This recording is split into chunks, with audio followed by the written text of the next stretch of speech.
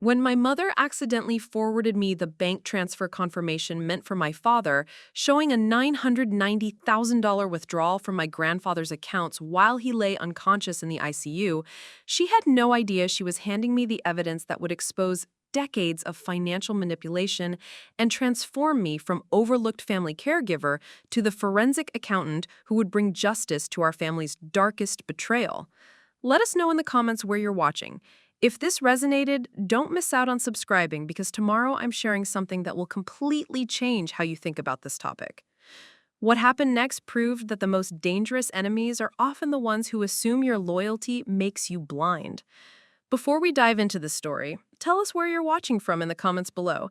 And if this story of family betrayal and ultimate justice resonates with you, make sure you're subscribed because tomorrow I have something even more shocking lined up for you. The sterile fluorescent lights of Riverside Medical Center's intensive care unit cast harsh shadows across the face of my grandfather, Theodore Ashworth, as he lay connected to a maze of tubes and monitors that measured every fragile heartbeat. At 84 years old, Grandpa Ted had been the cornerstone of our family for as long as I could remember. A self-made man who had built a successful chain of hardware stores across 3 counties and accumulated nearly $2 million through decades of careful saving and smart investments. My name is Amanda Ashworth, and I'm 35 years old. For the past 12 years, I've worked as a certified public accountant, specializing in estate planning and elder financial protection, helping families navigate the complex world of inheritance laws and protecting seniors from financial exploitation. The irony that I would soon discover wasn't lost on me. While I spent my days safeguarding other people's elderly relatives from financial predators, I had no idea that the wolves were already circling within my own family. The phone call that changed everything came at 2:47 a.m. on a Tuesday in October. Grandpa Ted had suffered a massive stroke while working in his garden, and the paramedics had rushed him to Riverside Medical Center, where he now fought for his life in the neurological ICU. As his closest family member geographically, I lived just 20 minutes away in the quiet suburb of Millbrook, I became his primary visitor and advocate during those critical first weeks. For 15 years, I had been the family member who checked on Grandpa Ted regularly, helped him with his finances when he needed assistance, and listened to his stories about building his business from nothing during the 1960s. Unlike my parents, Robert and Patricia Ashworth, who lived 4 hours away in the bustling city of Crescent Falls and visited maybe twice a year, I had maintained a close relationship with the man who had taught me the value of hard work and financial responsibility. What I didn't realize was that my parents viewed my close relationship with Grandpa Ted not as genuine family connection, but as the threat to their inheritance expectations. They had assumed that their status as his only child would automatically guarantee them control over his substantial estate, regardless of the minimal effort they had invested in maintaining a relationship with him over the years.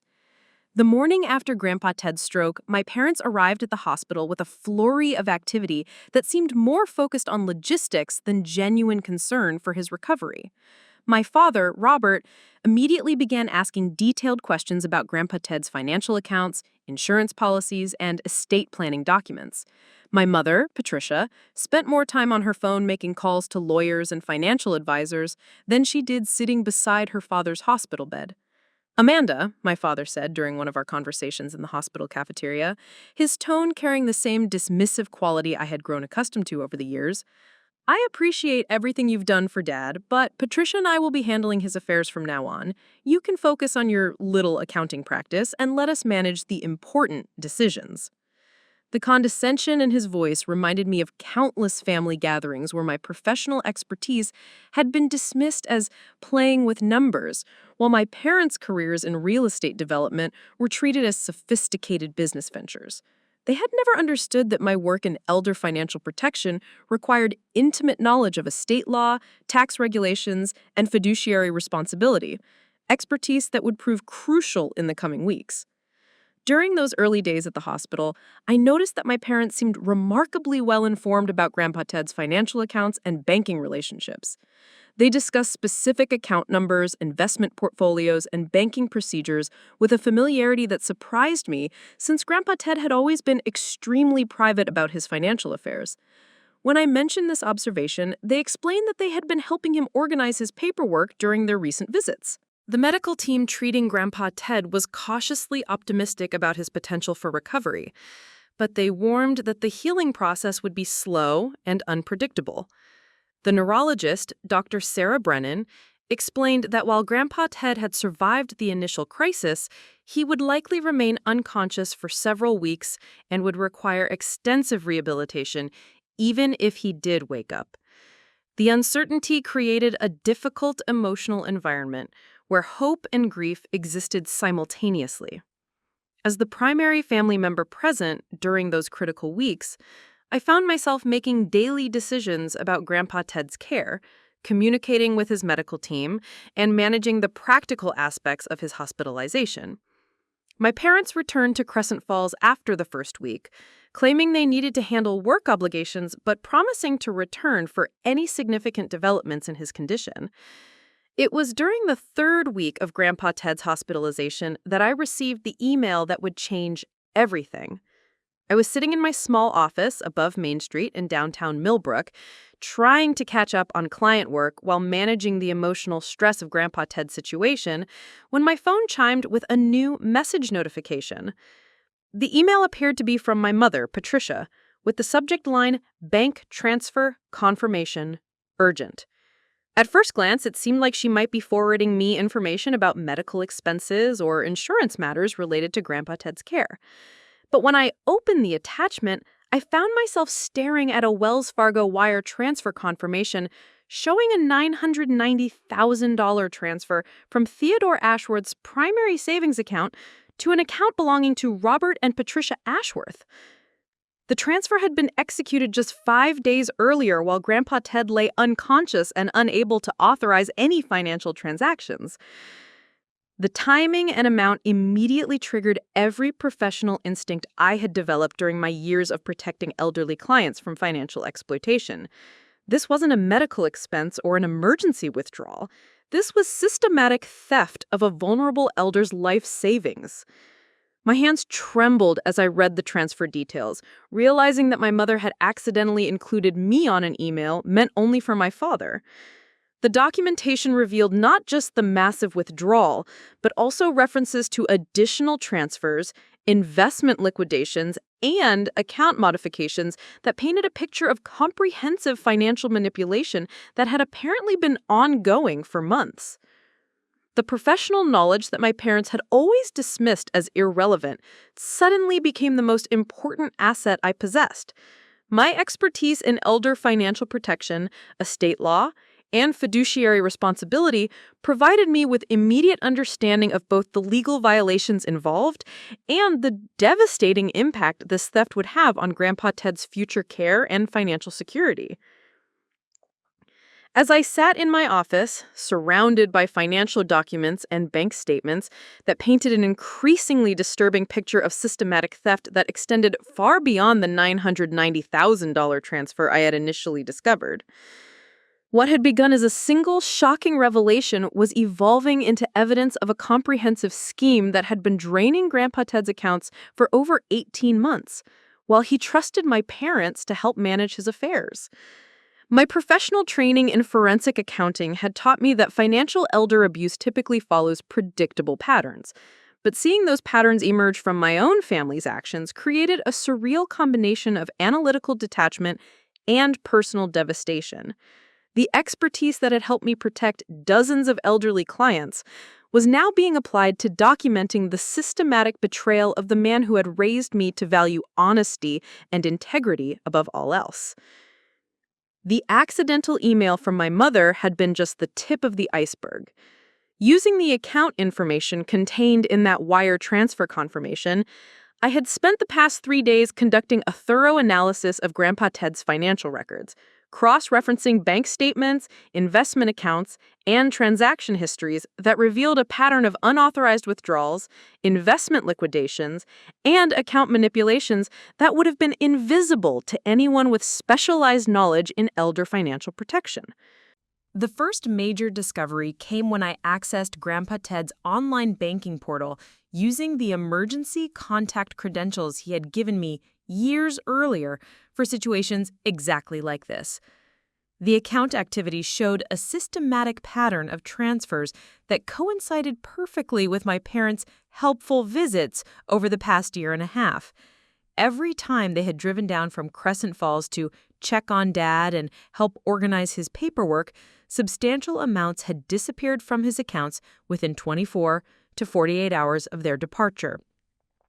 The methodology they had employed demonstrated sophisticated understanding of how to exploit an elderly person's trust while avoiding detection. Rather than making large, obvious withdrawals that might trigger bank security protocols, they had orchestrated a series of smaller transfers, investment liquidations, and account modifications that gradually drained his wealth while maintaining the appearance of routine financial management.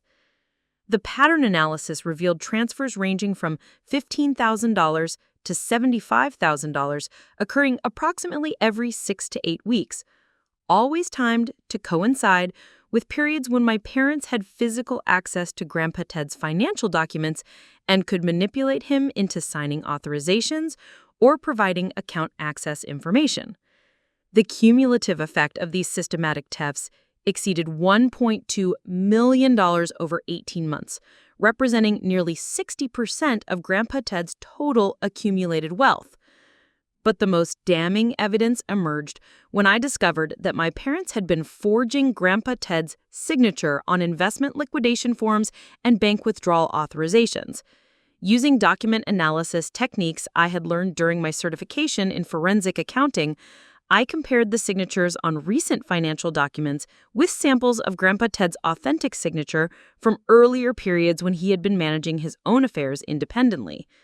The discrepancies were immediately apparent to anyone trained in handwriting analysis.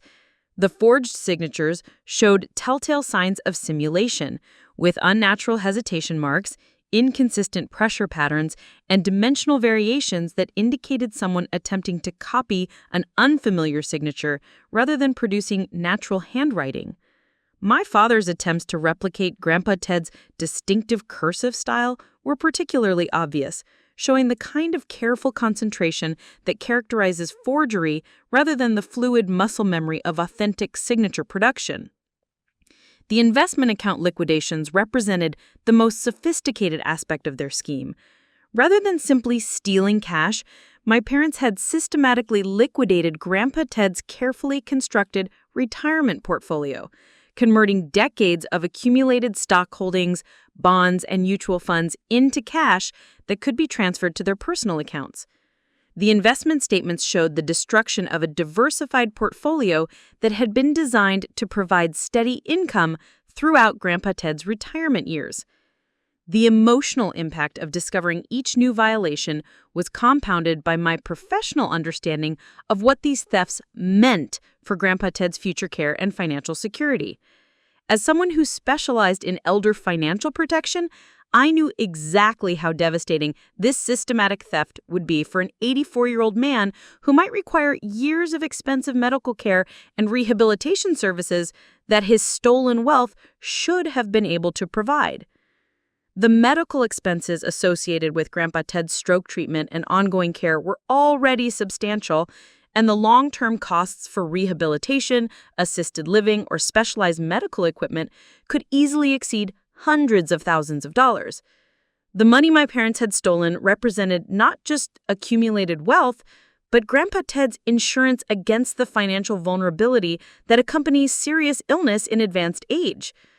My investigation revealed that my parents had also been manipulating Grandpa Ted's estate planning documents, working with a lawyer in Crescent Falls to modify beneficiary designations, power of attorney arrangements, and will provisions in ways that would maximize their inheritance while minimizing legal scrutiny of their financial management activities. The estate planning modifications had been executed during periods when Grandpa Ted was experiencing mild cognitive decline that made him more susceptible to influence and less capable of understanding the long-term implications of the documents he was signing.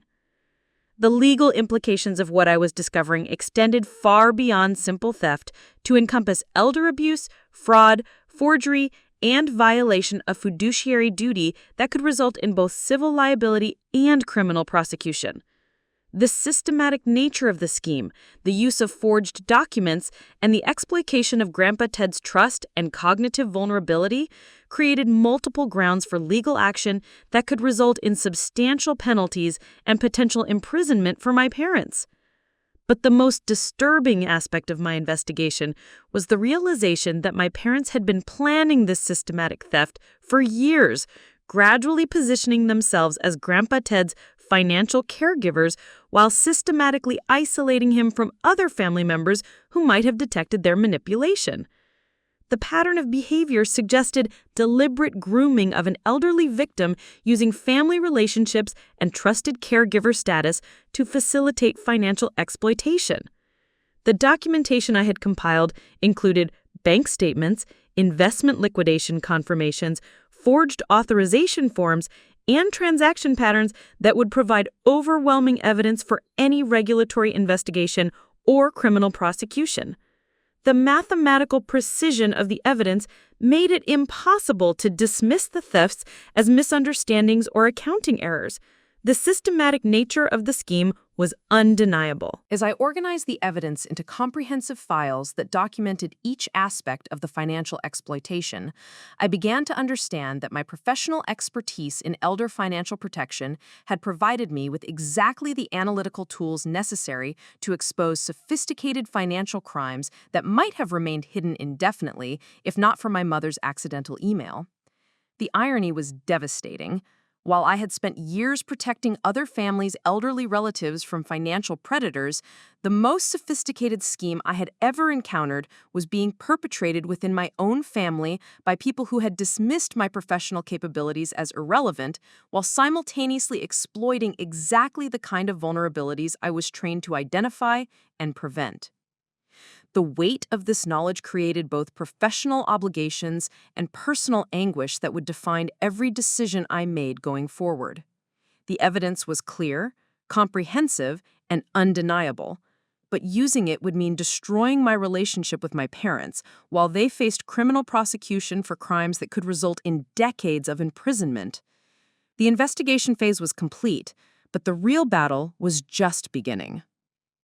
The revelation that shattered my remaining illusions came at 6:15 a.m. on a Thursday morning when I discovered the voicemail my father had left on Grandpa Ted's home answering machine just 3 days before his stroke.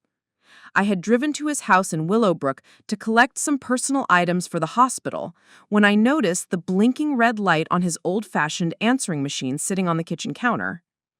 "Dad, it's Robert." My father's voice echoed through the empty kitchen with a tone I had never heard before, cold, calculating, and devoid of any genuine concern. "We need to discuss accelerating our timeline. Patricia spoke with the lawyer yesterday, and he confirmed that once you're declared mentally incompetent, the power of attorney documents will give us complete control over everything. We can't wait for nature to take its course anymore. The Riverside property development deal requires an $800,000 investment by next month, and we need access to your accounts immediately." The recording continued with details that made my blood run cold. My parents had been systematically manipulating Grandpa Ted's medical appointments, encouraging him to skip routine checkups and avoid discussions about his mild memory issues with his primary care physician. They had been deliberately isolating him from his longtime friends and neighbors, convincing him that people were trying to take advantage of his wealth and that only family could be trusted with his financial affairs. But the most devastating revelation came in the final minutes of the message. "The stroke medications we've been putting in your evening tea should have made you more compliant by now, but you're still asking too many questions about the account transfers. Dr. Harrison assured us that increasing the dosage slightly would create the cognitive confusion we need to finalize the estate modifications without any resistance from you." My legs gave out as the full implications hit me. My parents hadn't just been stealing Grandpa Ted's money.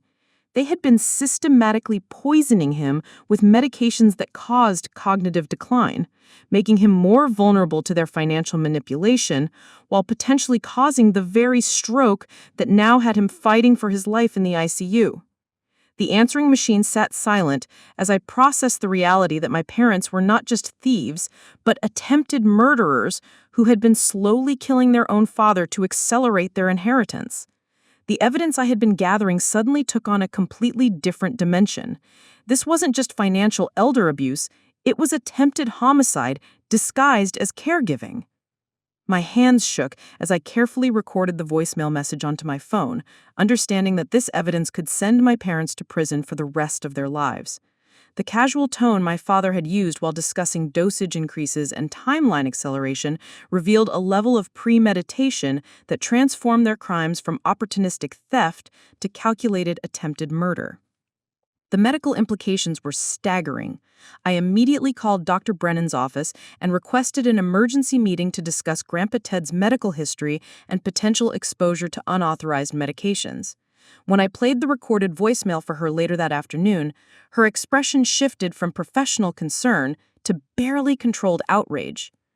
"Mrs. Ashworth," Dr. Brennan said, her voice tight with anger, "if your grandfather has been given unauthorized blood pressure medications over an extended period of time, that could absolutely have contributed to the massive stroke he suffered. The combination of medications your father referenced, particularly in someone your grandfather's age, could create exactly the kind of vascular instability that leads to catastrophic cerebral events." The medical records that Dr. Brennan reviewed showed concerning patterns that hadn't been apparent during the initial emergency treatment. Grandpa Ted's blood pressure readings during his last several medical appointments had been erratic and inconsistent with his historical patterns. The toxicology tests performed during his initial hospital admission had detected traces of medications that he wasn't prescribed, but the medical team had assumed they were contamination errors or over-the-counter supplements. We need to immediately test for specific medication metabolites that would confirm systematic poisoning, Dr. Brennan explained. If we can establish a timeline of unauthorized drug administration, that evidence will be crucial for both his ongoing treatment and any legal proceedings you choose to pursue. The hospital's ethics committee was notified within hours, and Adult Protective Services was contacted to investigate potential elder abuse. The medical evidence, combined with the financial documentation I had compiled, created an overwhelming case that extended far beyond civil theft to encompass attempted murder, systematic elder abuse, and conspiracy to commit fraud. But the most shocking discovery was yet to come. While waiting in Dr. Brennan's office, I received a phone call from David Pembroke, a private investigator who had been trying to reach Grandpa Ted for over 6 months. Pembroke explained that he had been hired by my grandfather's longtime friend, Frank Hartley, who had become concerned about Grandpa Ted's sudden isolation and behavioral changes. "Your grandfather contacted our firm last year because he suspected someone was accessing his financial accounts without authorization," Pembroke explained. "He had documented several unexplained transactions and wanted us to investigate potential identity theft or financial fraud. We were supposed to meet with him the week he had his stroke, but when we tried to contact him, your parents told us he had developed dementia and could no longer make rational decisions about his finances." The revelation that Grandpa Ted had been aware of the theft and had been actively investigating it transformed my understanding of the entire situation. He hadn't been a passive victim of exploitation. He had been fighting back against my parents' schemes and had been working to gather evidence that could have exposed their crimes months earlier. Pembroke's investigation had uncovered additional evidence that I hadn't been able to access through my financial analysis. Bank security footage showed my parents using Grandpa Ted's debit cards at ATMs throughout Crescent Falls, making withdrawals while he was supposedly at home in Willowbrook. Credit card records revealed purchases of expensive jewelry, luxury vacations, and high-end electronics that had been charged to Grandpa Ted's accounts without his knowledge or consent. "Your grandfather had compiled quite a bit of evidence before his stroke," Pembroke continued. "He had photographs of forged documents, recorded phone conversations where your parents discussed their inheritance acceleration plans, and detailed logs of unexplained account activity. He was preparing to file criminal charges when he became incapacitated." The private investigator's office maintained copies of all the evidence Grandpa Ted had gathered, creating an independent record of the systematic theft that corroborated everything I had discovered through my own investigation. The combination of Grandpa Ted's documentation, my forensic analysis, and the medical evidence of poisoning created an overwhelming case that would be impossible for my parents to deny or explain away. But Pembroke's final revelation was the most damaging of all. Your grandfather had changed his will 6 months ago, leaving everything to you and completely disinheriting your parents. He told me he had discovered their true character and wanted to ensure his legacy went to someone who had demonstrated genuine love and integrity. The will modification was filed with his attorney the day before someone started putting medications in his evening tea. The timeline was devastating in its clarity. My parents had accelerated their theft and begun poisoning Grandpa Ted immediately after learning they had been disinherited. Their systematic crimes weren't just about money. They were about revenge against an elderly man who had finally seen through their manipulation and taken steps to protect his legacy from their greed. As I sat in my car outside the hospital that evening, surrounded by evidence that could destroy my family forever, I understood that the choice before me was no longer about money or inheritance or even justice for Grandpa Ted. The choice was about whether attempted murder would go unpunished and whether other elderly victims would suffer the same fate if my parents weren't stopped immediately. The weight of evidence in my possession could save lives, but using it would unleash consequences that would reverberate through every relationship and every aspect of my existence. The real test was just beginning, and the stakes had escalated far beyond anything I could have imagined when that accidental email first revealed their crimes. The decision to confront my parents directly came at 3:17 a.m. on a sleepless Friday night when I realized that every hour of delay meant potential evidence destruction and increased danger for other elderly victims in their sphere of influence. I had spent the previous 4 days coordinating with law enforcement, medical professionals, and legal experts to build an airtight case, but the time for investigation had ended. The time of action had arrived. Detective Sandra Walsh from the Riverside County Elder Abuse Task Force had been assigned to oversee the criminal investigation after I presented the comprehensive evidence package documenting systematic theft, forgery, and attempted murder. Amanda, Detective Walsh had explained during our final preparation meeting, your parents have committed felonies that carry mandatory minimum sentences of 15 to 20 years in federal prison. The systematic nature of the theft, combined with the attempted murder through medication poisoning, creates charges that could result in life sentences without possibility of parole. Once we execute the arrest warrants, there will be no opportunity for plea negotiations or reduced charges. The legal strategy we had developed required precise timing and coordination between multiple law enforcement agencies. The Federal Bureau of Investigation's White-Collar Crime Division had taken jurisdiction over the financial crimes due to the interstate nature of the theft and money laundering. The local district attorney's office maintained authority over the attempted murder charges, while Adult Protective Services coordinated the elder abuse investigation that would prevent my parents from accessing other potential victims. My role in the coordinated arrests would be crucial but emotionally devastating. Law enforcement needed me to arrange a meeting with my parents that would provide opportunity to serve arrest warrants while ensuring they couldn't destroy evidence or flee the jurisdiction. The meeting would also create opportunity for recorded conversations that could provide additional evidence of their crimes and consciousness of guilt. The phone call to my mother felt surreal, as I maintained normal family conversation while knowing that her freedom would end within hours. "Mom, I think we need to have a family meeting about Grandpa Ted's care and financial situation," I said, keeping my voice steady despite the adrenaline coursing through my system. "Can you and Dad meet me at his house tomorrow afternoon? There are some insurance forms and medical decisions that require family discussion." My mother's response revealed the arrogance that had enabled their crimes for so long. Of course, honey. Your father and I were just discussing how we need to take more active control over Dad's affairs. With his cognitive decline, we can't rely on his decision-making anymore. We'll drive down tomorrow morning and get everything properly organized.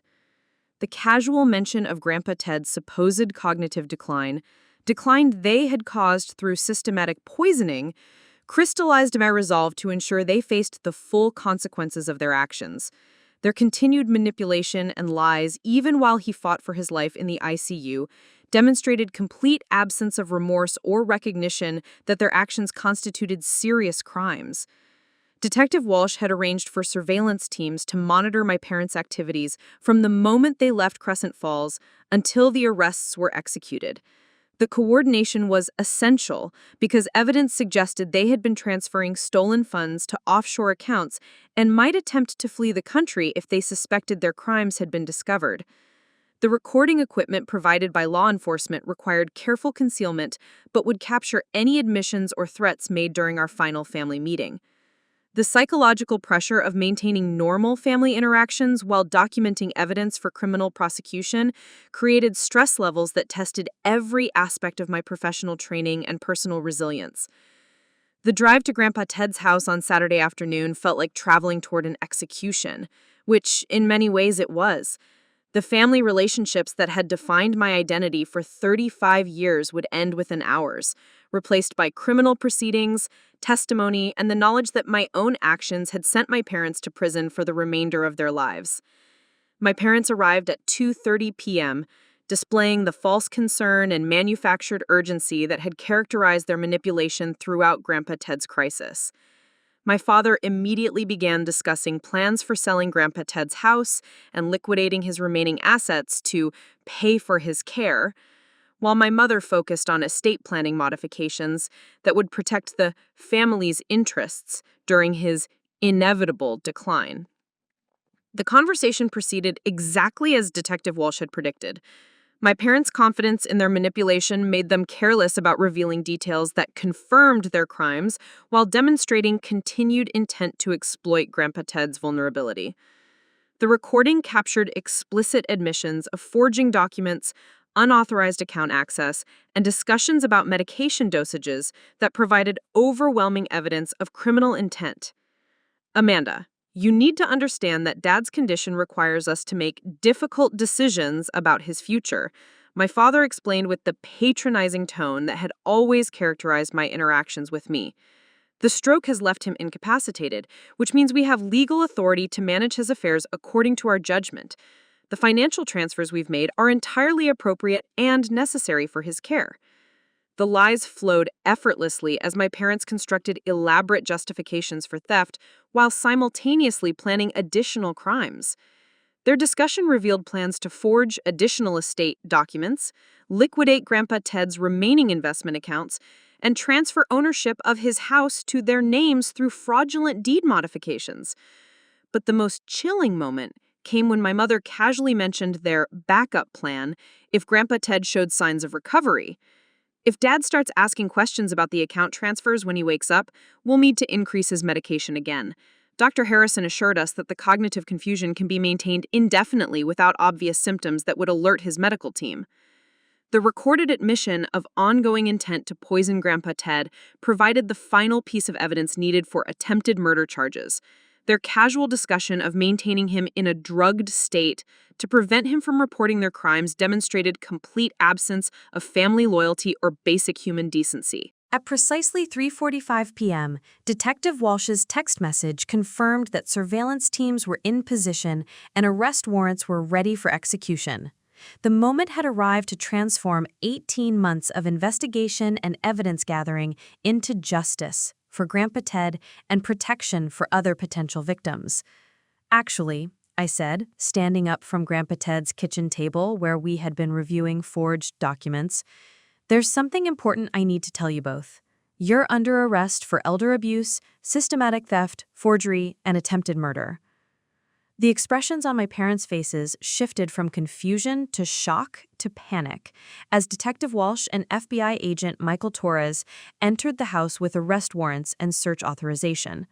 The reality of their situation became apparent as handcuffs were applied and Miranda rights were read while additional agents secured evidence and initiated searches of their vehicles and personal belongings. My mother's final words before being placed in the police vehicle revealed the depth of her narcissism and complete failure to understand the magnitude of their crimes. "Amanda, how could you do this to your own family? Everything we did was for the family's benefit. You're destroying everything over money that was going to be ours anyway." The arrest process unfolded with professional efficiency that reflected months of careful planning and coordination.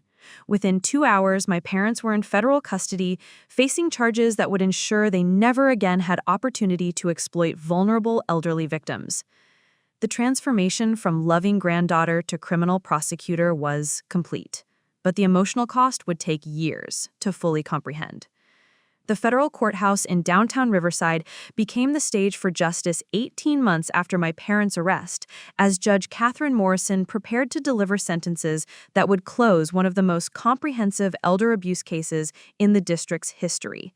The courtroom was packed with representatives from Adult Protective Services, FBI agents who had worked the case, and journalists covering what prosecutors called a landmark case in family financial exploitation.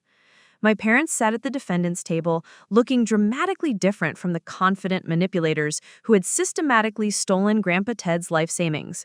Federal prison jumpsuits had replaced their expensive clothing, while the weight of legal proceedings and public exposure had aged them both considerably. Their defense attorneys had exhausted every possible appeal and plea negotiation, but the overwhelming evidence had made their convictions inevitable.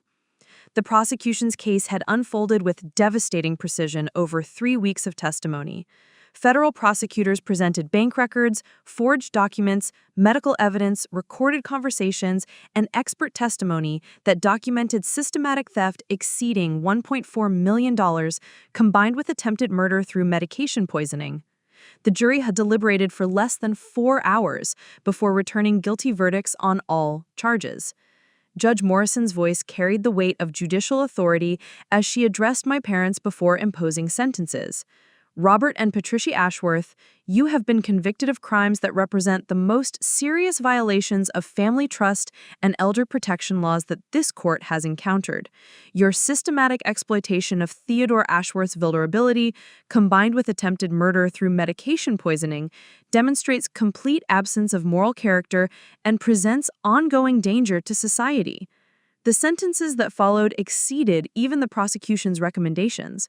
My father received 25 years in federal prison without possibility of parole, while my mother was sentenced to 22 years for her role in the conspiracy. Additional state charges for attempted murder would be served consecutively, effectively ensuring they would spend the remainder of their lives in prison. But the most satisfying moment came when Judge Morrison ordered complete restitution of all stolen funds, plus penalties and interest that totaled over $2.1 million. The court-ordered asset forfeiture had already seized my parents' house, vehicles, investment accounts, and personal property to fund the restitution payments that would restore Grandpa Ted's financial security. The civil litigation that followed the criminal convictions provided additional vindication and financial recovery. The estate planning attorney who had helped my parents forge documents was disbarred and ordered to pay substantial damages. Dr. Harrison, who had provided unauthorized medications for poisoning Grandpa Ted, lost his medical license and faced separate criminal charges that would result in additional prison time. The insurance company that had initially denied coverage for Grandpa Ted's extended rehabilitation was forced to honor their obligations after evidence revealed that his stroke had been caused by deliberate poisoning rather than natural medical events. The settlement provided comprehensive coverage for his ongoing care while establishing legal precedents that would protect other elder abuse victims. Grandpa Ted's recovery had progressed far beyond what anyone had initially believed possible at all. Once the unauthorized medications were eliminated from his system and proper rehabilitation began, his cognitive function improved dramatically. While he still required assistance with some daily activities, he had regained enough mental clarity to understand what had happened and to express both gratitude for my actions and devastation about his children's betrayal. "Amanda, I knew something was wrong, but I never imagined my own children were trying to kill me. What you did took more courage than most people possess. You saved my life and protected other families from the same fate. The professional recognition that resulted from exposing such a comprehensive elder abuse scheme had transformed my career in ways I never could have anticipated. The National Association of Certified Public Accountants featured my case in their fraud detection training programs, while law enforcement agencies across the country requested my consultation on similar investigations. My practice had evolved to specialize exclusively in elder financial protection, with a client base that included families, attorneys, and law enforcement agencies seeking expertise in detecting and preventing financial exploitation. The techniques I had developed for analyzing complex financial manipulation had become standard protocols used by adult protective services investigators nationwide. The Elder Financial Protection Foundation, which I established using a portion of the recovered funds, provided free investigation services for families suspected of being victims of financial abuse. The foundation's work had already resulted in criminal prosecutions in 12 states and recovered over $8 million in stolen assets for elderly victims who lacked resources to pursue justice independently. The media attention surrounding the case had created opportunities to advocate for stronger elder protection laws and improved detection mechanisms that could prevent similar crimes. My testimony before congressional committees had contributed to federal legislation that enhanced penalties for family financial exploitation while providing additional resources for investigation and prosecution. The psychological impact of destroying my family to achieve justice had required years of therapy and rebuilding my understanding of loyalty, obligation, and moral responsibility. The decision to prosecute my parents had been correct, but the emotional cost would influence every relationship and every decision for the remainder of my life. The new relationships I had built were founded on different principles than the family connections I had lost. The colleagues, clients, and advocates who comprised my current social circle valued integrity, competence, and commitment to protecting vulnerable people rather than blind loyalty or social status. The isolation from extended family members who couldn't understand my betrayal had been replaced by meaningful connections with people who shared my values and professional mission. Grandpa Ted lived to see his 91st birthday, surrounded by the genuine care and protection that his wealth could now provide because of the justice we had achieved together. His estate, when he finally passed peacefully in his sleep, funded scholarships for students pursuing careers in elder advocacy and financial protection, ensuring that his legacy would continue protecting vulnerable people for generations. The final irony was that my parents' greed had ultimately resulted in them receiving nothing from the man they had tried to kill for his money. Their systematic theft had been completely recovered, their inheritance had been forfeited through criminal restitution, and their freedom had been sacrificed for crimes that had gained them nothing except decades in federal prison. Standing in the cemetery where we laid Grandpa Ted to rest, I reflected on the transformation that had begun with an accidental email and evolved into a mission that had defined my life's work. The dismissed granddaughter had become a nationally recognized expert in elder protection, while the manipulative parents who had underestimated my capabilities were spending their final years in prison cells. The story that began with systematic betrayal had concluded with comprehensive justice, proving that sometimes the most dangerous enemies are indeed the ones who assume you are powerless, and that knowledge, courage, and moral conviction can triumph over institutional power and family corruption when the stakes demand action. If this story of justice and transformation resonated with you, make sure you're subscribed because we have even more incredible stories of ordinary people achieving extraordinary justice lined up for you. Sometimes the quiet ones are the most dangerous, and sometimes family loyalty means protecting the innocent rather than enabling the guilty. Hit that notification bell so you never miss these powerful stories of courage and vindication. Next up, 2 more stories chosen just for you. If you enjoyed this, you'll want to see what's coming. Tap to keep going.